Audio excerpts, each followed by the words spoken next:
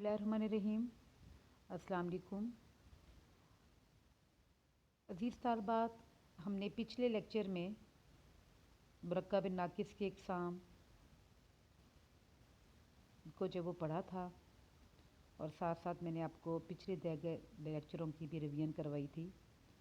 तो आज हम आपकी सिलेबस में एक लफ्ज़ है इमाला, उसकी तारीफ़ देखते हैं कि इमाला मुफरद और मुरक्कब जुमलों में इस्तेमाल होता है, इसके क्या मायने हैं।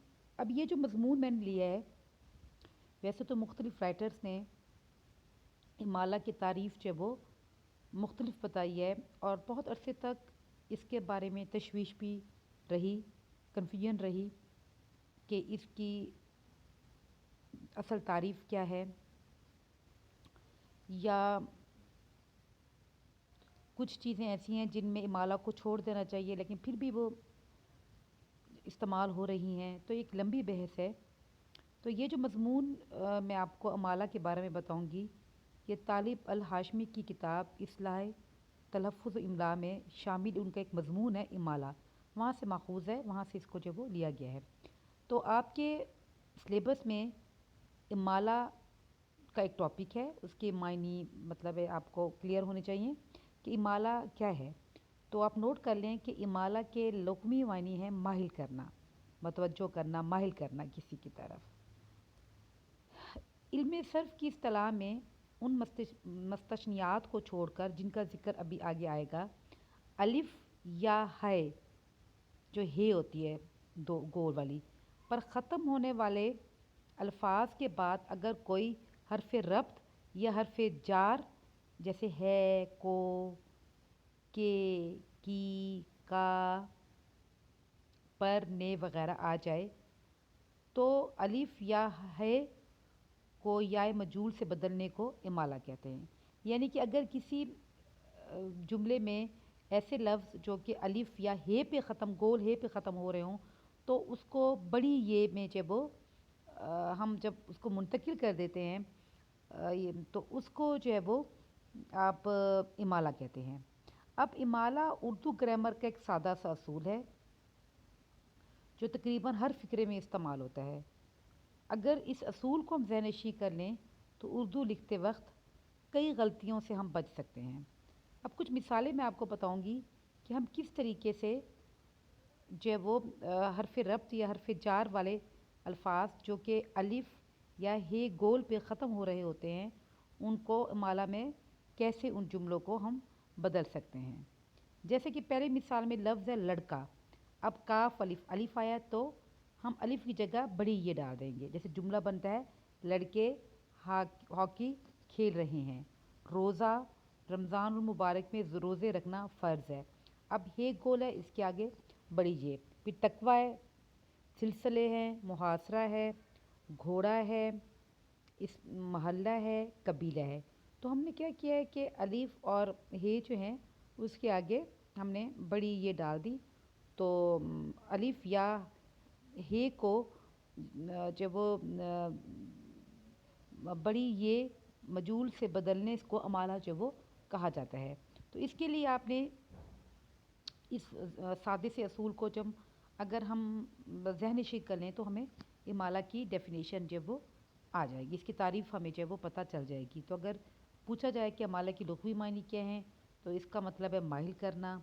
और इल्म सर्फ़ की इस्तिलाह में ऐसे जो वो अल्फाज जो कि अलिफ़ और हे गोल पे ख़त्म हो रहे हों, उसे अगर बड़ी ये पे मुंतकिल कर दिया जाए तो फिर उसको जो वो अमाला जो वो कहा जाता है। अच्छा, एक टॉपिक हमने शुरू के लेक्चर्स में पढ़ा था कि कवायद क्या है। तो कुछ बच्चे लेट आए थे या एब्सेंट थे, तो ये मैं लेक्चर थोड़ा रिपीट कर दूं कि हमारा जो पेपर है वो भी उर्दू कवायद और इमला है। तो कवायद क्या है? अब देखा जाए तो उर्दू कवायद में जो चीज़ें आपको पता होनी चाहिए कि क्या क्या चीज़ें शामिल होती हैं, एक इल्म हिजा है, इल्म सर्फ़ है, इल्म नहू है और इल्म अरूज़ है। मुख्तसर मैं आपको बता देती हूँ कि कवायद हैं क्या। देखिए, हर ज़बान के कुछ असूल और कवानीन होते हैं, चाहे वो कोई भी ज़बान है, अरबी है, फ़ारसी है, संस्कृत है, अंग्रेज़ी है, اٹیلین ہے، برٹش ہے، جو بھی زبان ہے، کسی بھی ملک کی جو زبان ہے اس کے کچھ اصول ہوتے ہیں، اس کے لکھنے کے، اس کے بولنے کے کچھ اصول اور قوانین جو ہوتے ہیں، اور انہی اصول اور قوانین سے ہم صحیح طریقے سے زبان کو جو وہ سیکھ بھی سکتے ہیں اور اس کو استعمال بھی کیے جاتے ہیں، کیونکہ زندگی گزارنے کے اصول ہوتے ہیں، کچھ قوانین ہوتے ہیں، تو ہر جگہ اصول اور قوانین جس طرح استعمال ہوتے ہیں تو زبان کے بھی اپنے اصول اور قوانین ہوتے ہیں۔ ان اصول اور قوانین کی مدد سے ہم اس زبان کو بہتر طریقے سے سیکھ بھی سکتے ہیں، لکھ بھی سکتے ہیں اور بول بھی سکتے ہیں۔ اب یہ قواعد کیوں استعمال کیے جاتے ہیں؟ زبان کی درستگی کے لیے، اس کو خوبصورتی برقرار رکھنے کے لیے، پھر ان قوانین پر عمل درآمد بھی کرنا ضروری ہوتا ہے۔ اردو زبان کے بھی کچھ اصول ہیں جنہیں قواعد یا گرامر کہا جاتا ہے۔ اب قواعد کیا ہیں؟ اصول۔ اردو زبان کے بھی کچھ اصول ہیں جنہیں قواعد یا گرامر کہا جاتا ہے۔ اب ان کے جاننے سے اردو زبان کو ٹھیک طریقے سے بولا اور سمجھا جا سکتا ہے۔ اب انگریزی میں انہی قواعد کو گرامر کہتے ہیں، اردو میں ہم قواعد کے لفظ استعمال کریں گے اور انگریزی میں قواعد کو گرامر کہتے ہیں۔ اب قواعد یا گرامر لسانیات کی ایک اہم جو وہ لنگوسٹک لسانیت کی ایک اہم شاخ ہے، اور اس کا مطالعہ زبان پر دسترس حاصل کرنے کے لیے نہایت ضروری ہے۔ اب اس قواعد اور قانون کی جو ہے وہ لسانیت، جو کہ ایک بہت وسیع جو وہ ایک مضمون ہے لسانیت، اس کی ایک جو وہ شاخ ہے۔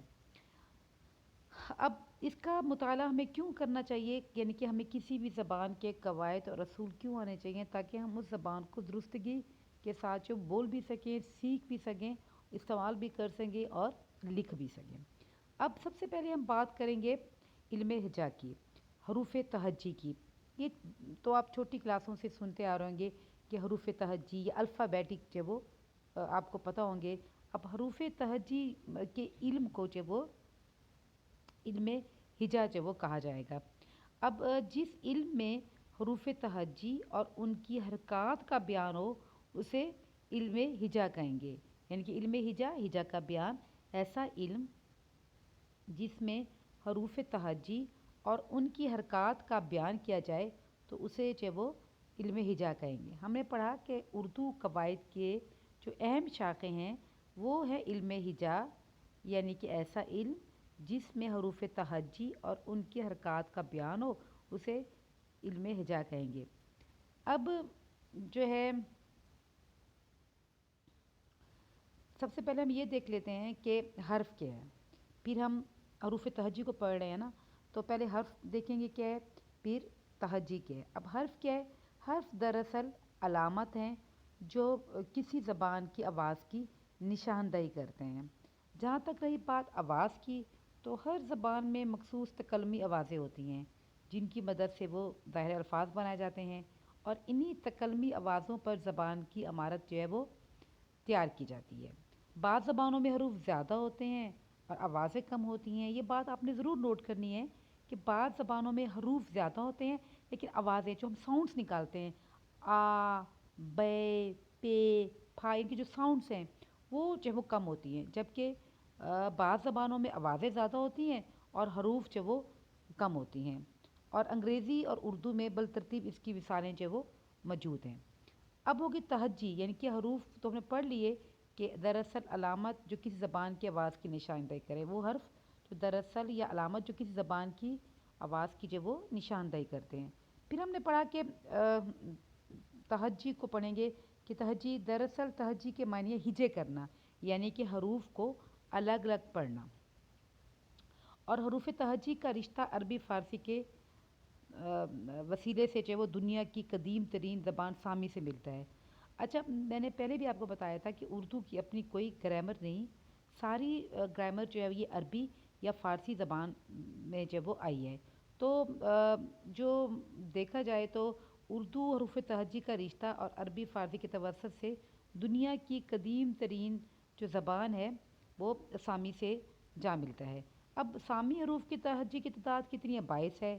پھر ظاہر ہے ہر کسی نے اپنی اپنی ضرورت کے مطابق جب وہ اپنی زبان میں کچھ اضافہ کیا، کچھ حروف کا اضافہ کیا، جیسے سامی حروف سے جب وہ دیکھا جائے تو وہاں پہ جو حروف تہجی تھے وہ ٹوٹل 22 تھے، عربوں نے اس میں اپنی ضرورت کے مطابق اضافہ کیا اور 6 حروف جب وہ شامل وہ کر دیے، اور وہ حروف یہ ہیں ٹے، قے، زال، زوا، زوئیں، غین، بے، اور اب ان کی تعداد جب وہ 28 ہو گئی ہے۔